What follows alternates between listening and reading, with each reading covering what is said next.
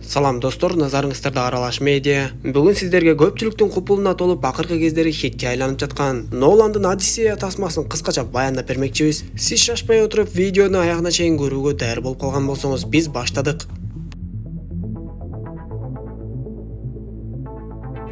Окуя көп жылдарга созулган Троя согушунун акыркы күндөрүнөн башталат. Бул кезде Одиссей Итаканын падышасы жана гректердин эң тажрыйбалуу аскер башчыларынын бири болуп, бирок согушта күч менен жеңүү дайым эле мүмкүн эмес экендигин түшүнөт. Канча убакыт согуштан кийин грек аскерлери Троя чебин ала албай коюшуп, ошондо айлакер Одиссей өзүнүн планын сунуштап, жеңишке жетүүнүн бирден бир амалын ойлонот. Анын планы боюнча гректер чоң жыгач ат жасап, анын ичине өздөрүнүн мыкты жоокерлерин жашырышат. Калган каткан жоокерлердин баардыгы өз жерлерине кайтып жаткандай түр көрсөтүшүп, жээкте болсо жанагы гректердин жыгачтан жасалган чоң аты гана калат. Троялыктар чептен чыгып келишкенде, жээкте оорудан улам өлгөн грек аскерлерин жана да жыгачтан жасалган чоң айкел атты көрүшөт. Аттын жанында жалгыз гана Синон деген аскер тирүү калган болчу. Троялыктар аны бир заматта өлтүрүшөт да, жеңиш бизге жылмайды деп эле жанагы чоң айкел атты чептүгөздөй сүйрөп жөнөшөт. Бирок алар ошол чоң айкел аттын ичинде гректердин эң мыкты аскерлери жашырынып жаткандыгын такыр эле билишкен эмес. Троялыктар жеңишти майрамдашып түн ичинде таттуу уйкуга кетишкен кезде, жанагы аттын ичинен Одиссей баш болгон эң мыкты жоокерлер акырындан түшө башташат. Алар чынында эле мыктылыгын көрсөтүшүп, көптөгөн кароолчуларды тымызын жайлашып,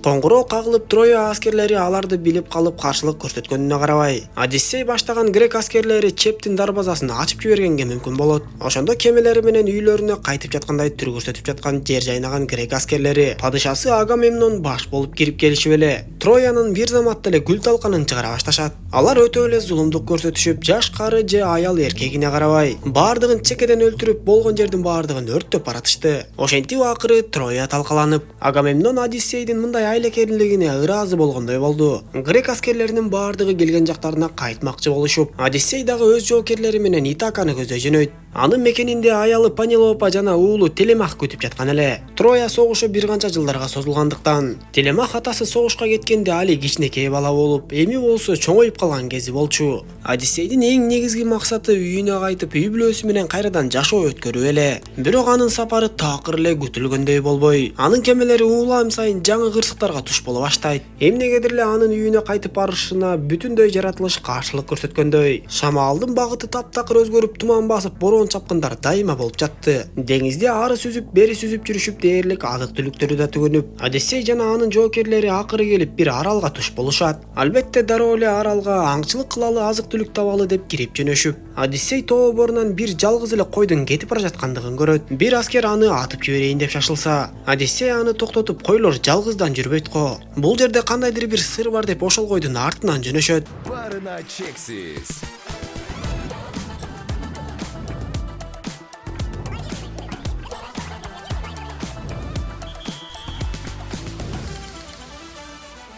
Барына чексиз. Койдун артынан ээрсип жүрүп отурушканда кой келип бир чоң үңкүргө кирип кетип, Одиссей дагы аскерлери менен ошол жака кирип барат. Кирип барышса ортодо от жагылып турган болуп, үңкүрдүн беттеринде болсо ар кандай каптарда эттер асылып туруптур. Албетте баары тең эле бул жерде кимдир бирөө жашайт экендигин дароо түшүнүшүп, аскерлер болсо бири-бирине Кудай бизге берип койду деп сүйүнө башташат. Аңгыча болбой үңкүрдүн ичине дагы бир короо кой чубап эле кирип келе башташат. Аскерлер болсо койлордун ээсин күтүп эле туруп калышса, чоңдугу үңкүр менен тең келген жалгыз көздүү дөө кирип келе баштайт. Ал кирээри менен эле чоң ташты жылдырып үңкүрдүн оозун жаап таштап, караңгылыкта Одиссейдин аскерлери оттун жанында кумурскадай эле болуп турушту. Жанагы дөө күтүлбөгөн жерден бир аскерди көтөрүп кетип, бир заматта эле ошол аскерди жеп тоюп алды. Аскерлер болсо оттун айланасынан качып, караңгылыкка жашынышып, корккондорунан дыбыс чыгарбай ошол дөөнүн уктап калышын күтүшөт. Аскерлер дөөнүн уктап жаткан жеринен эле өлтүрүп салалы деп ойлошуп, бирок үңкүрдүн оозундагы чоң ташты жылдырууга ал күчтөрү жетпейт экендерин түшүнүшөт. Одиссей аскерлерине эрте менен сак болгула, дөө үңкүрдүн оозун ачаары менен сыртка чуркап чыкканга аракет кылгыла деп түшүндүрөт. Бирок таң эрте үңкүрдүн оозу ачылганда баардыгы алар күткөндөй болбой калды. Аскерлер койлордун артынан чыгып кетели дешип, бирок аларды байкап калган дөө аларга такыр эле мүмкүндүк бербей койду. Керек болсо ташты жылдырып кайрадан үңкүрдүн оозун жаап кетип калат. Ошондо Одиссей кечке чейин аскерлери менен планды мыктап түзүп, кечинде дөө койлору менен кайрадан кайтып келген кезде, алардын 3-4 аскери дагы да дөөнүн курмандыгына айланышат. адамдын этин жеп курсагын тойгузган дөө кайрадан уйкуга берилип эч кам санабай уктап жаткан кезде эле Одиссей аскерлери менен барат да бирөөсү кылычы менен сайып, дөө көз начары менен анын көзүнө ысык чокту сайып салышат. Дөөнүн өкүрүгү үңкүрдүн ичин жаңыртып, эрте менен дөө сокур болуп калдыбы же жокпу белгисиз айтор үңкүрдүн оозун ачат.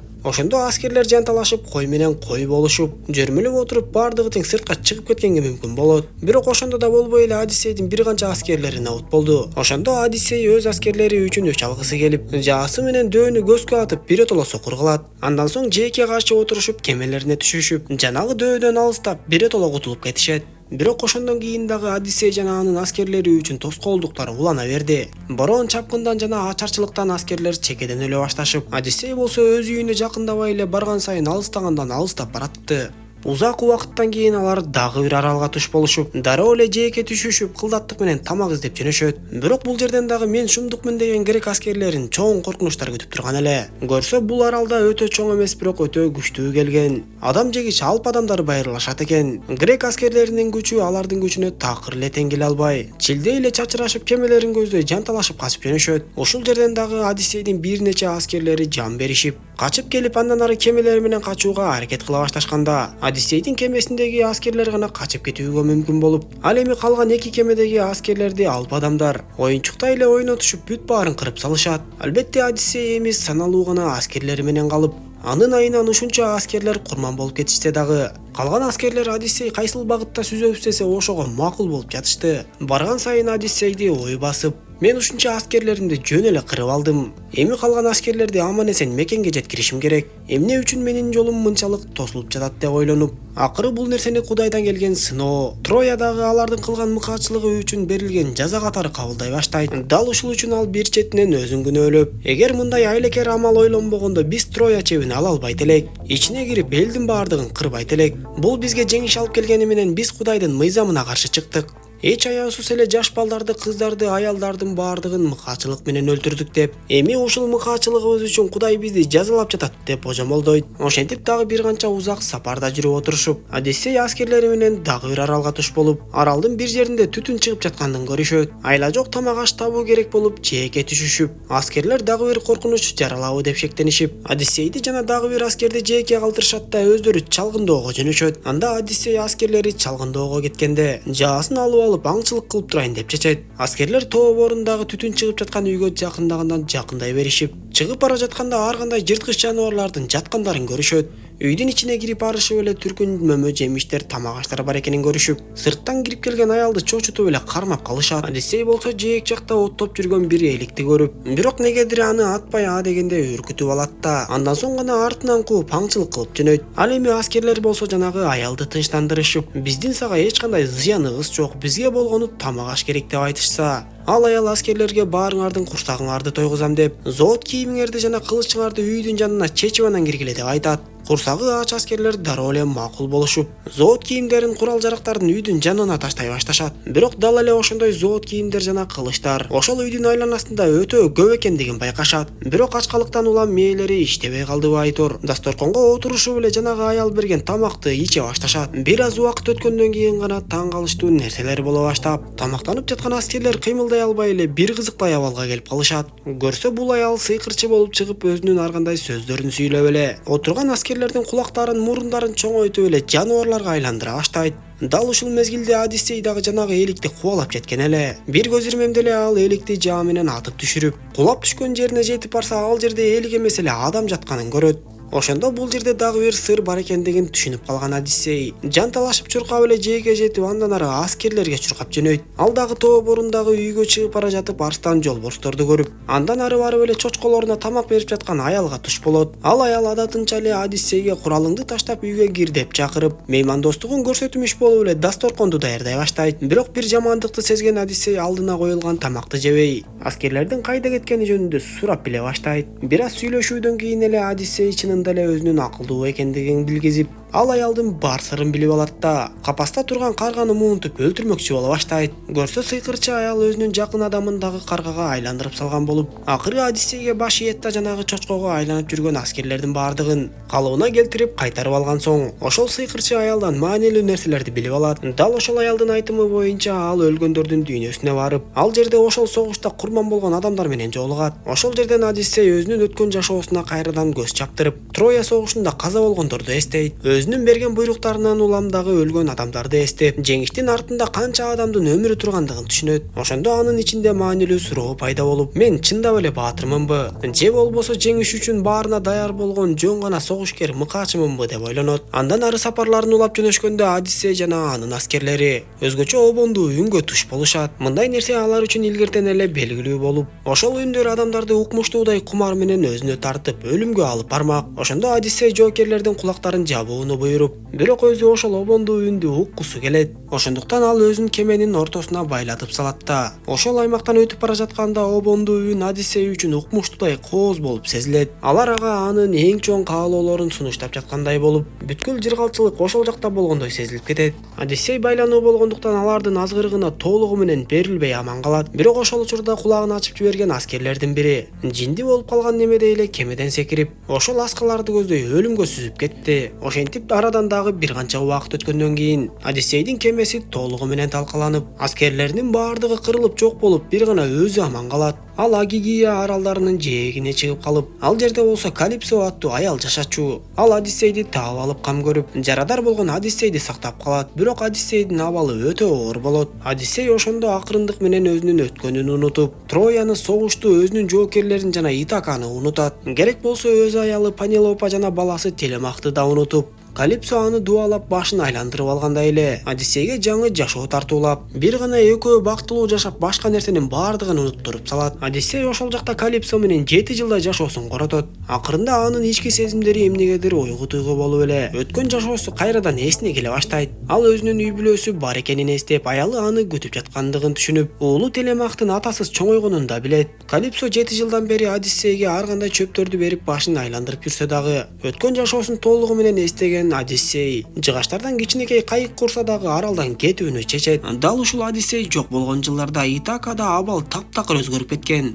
Пенелопа дагы эле күйөөсүн күтөт, бирок убакыт өткөн сайын эл Одиссейдин өлгөнүнө ишене баштайт. Анткени Троя согушу өзү эле бир канча жылдарга созулуп, андан соң Одиссей үйүнө кайтам деп эле 10 жылдан ашык убакыттан бери үйүнө жете албай келет. Итакага болсо көптөгөн эркектер келип Пенелопага үйлөнүүнү каалашат. Алардын ичинен эң эле коркунучтуусу Антиной болчу. Ал Пенелопаны гана эмес, Итаканын бийлигин өз колуна алууну каалайт. Ал эми атасыз чоңойгон Телемах болсо, энесин жана падышалыкты коргоого аракет кылганы менен, айланадан бууп келе жаткан күчтөр аларды оңой эле тындым кылып коюуга да мүмкүн эле. Ошентип Калипсонун аралынан кеткен Одиссей акыры Итакага да жетип келип, ушунча узак убакыттан кийин жээкке келип түшөт. Бирок ал дароо эле мен Одиссеймин, падышаңар кайтып келди деп жарыялабайт. Анткени ушунча убакыт аралыгында баардыгы өзгөргөндүгүн түшүнөт. Ошондуктан өзүн кайырчы катары көрсөтүп, сарайга кирип, биринчи кезекте үйүндө эмне болуп жаткандыгын өз көзү менен көргүсү келет. Кайырчы кебетесинде хан сарайга кирген Одиссей Пенелопа менен сүйлөшүп, бирок өзүнүн чыныгы ким экендигин айтпайт.